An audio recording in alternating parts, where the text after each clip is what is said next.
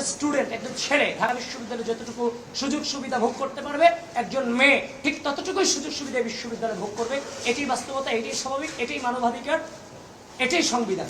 সুতরাং সেই জায়গার মধ্যে আপনি একটা ছেলেকে যেভাবে বিশ্ববিদ্যালয় তার জন্য নিরাপদ, ঠিক একইভাবে একটা মেয়ের জন্য বিশ্ববিদ্যালয় কেন নিরাপদ হবে না? কেন টাইমলি আমাকে আবদ্ধ থাকতে হবে?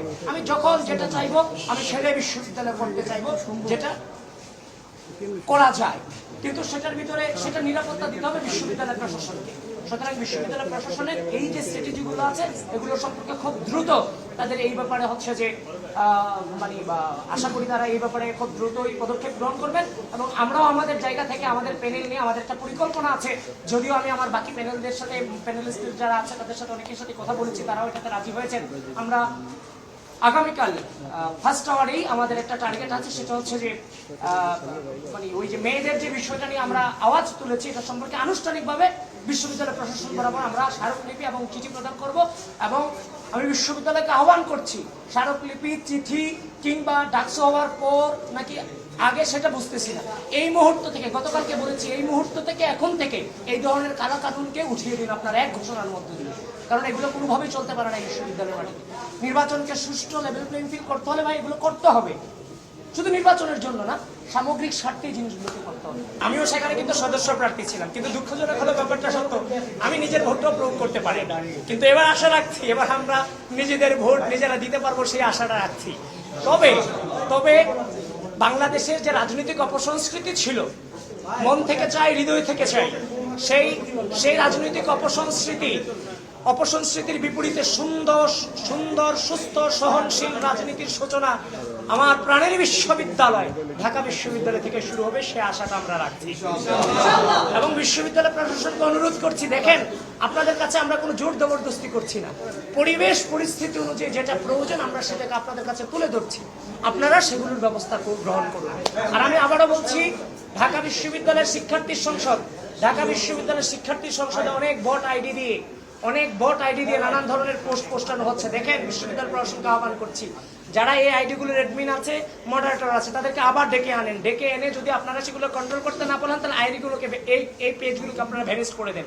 কারণ বিভিন্ন বক্তব্য কাট করে বিভিন্ন জায়গা থেকে নিয়ে প্রার্থীদের বিরুদ্ধে যেভাবে অপপ্রচারে লিপ্ত হচ্ছে, রাজনৈতিকভাবে মোকাবেলা করতে ব্যর্থ হয়ে, এভাবে যদি চলতে থাকে লেভেল প্লেইং ফিল্ড ক্ষুণ্ণ অলরেডি হচ্ছে, সামনেও হতেই থাকবে।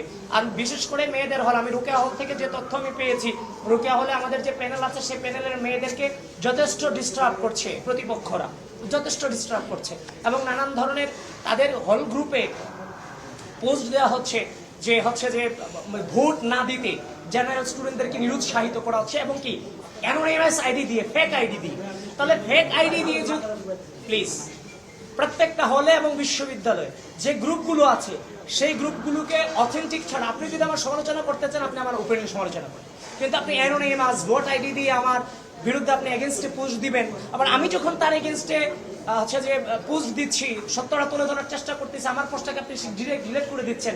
ভাই, এভাবে তো নির্বাচনী পরিবেশ হয় না ভাই। আপনারা বলেন হয়, আপনারা সাংবাদিকরা বলেন হয়, তাহলে তাদেরকে একটু প্রশ্ন করেন। কারণ আমরা সত্যিকার অর্থে আর এই অন্ধকার যুগে যেতে চাই না, একটা সুন্দর সুস্থ পরিবেশ এই বিশ্ববিদ্যালয়ে চাই, যেখানে কোনো বিশ্ববিদ্যালয়ের সিনিয়র, কোনো জুনিয়র আর কোনো ভীতি থাকবে না। কোনো জুনিয়ররা চাইবে না, আরে ভাইকে সালাম দিতে পারলাম না, ভাই আমাকে রাতে নিয়ে গেস্ট রুম করাবে, কিংবা যে আমি রাত হলে আমাকে বা রুম থেকে বের করে দিয়ে বলবে ক্যাম্পাস চিনে আসো, পড়াশোনা করা লাগবে না, রেজাল্ট লাগবে না, গবেষণা লাগবে না। এই যে টেন্ডেন্সিগুলো ডিপার্টমেন্টে হচ্ছে যে যেখানে 40-80 জন বসার ক্যাপাসিটি, সেখানে 205 জন স্টুডেন্ট ক্লাস করে, আর 40 জন স্টুডেন্টের জন্য একজন শিক্ষক আন্তর্জাতিকভাবে স্বীকৃত, সেখানে একজন শিক্ষক 200 জন স্টুডেন্টের ক্লাস নিচ্ছে। আমরা সামগ্রিকভাবে বিশ্ববিদ্যালয়ের একাডেমিক উন্নতির দিকে আমরা ফোকাস করতে চাই। সত্যিকার অর্থে রাজনীতি রাষ্ট্রের গুরুত্বপূর্ণ এলিমেন্টস। আজকে যদি ভাই দেখেন, আপনারা জেনে থাকবেন, রাজনীতিটা আমরা কোনটাকে ঘৃণা করি? হাসিনার আওয়ামী রাজনৈতিক অপসংস্কৃতিকে আমরা ঘৃণা করি, রাজনীতিকে না।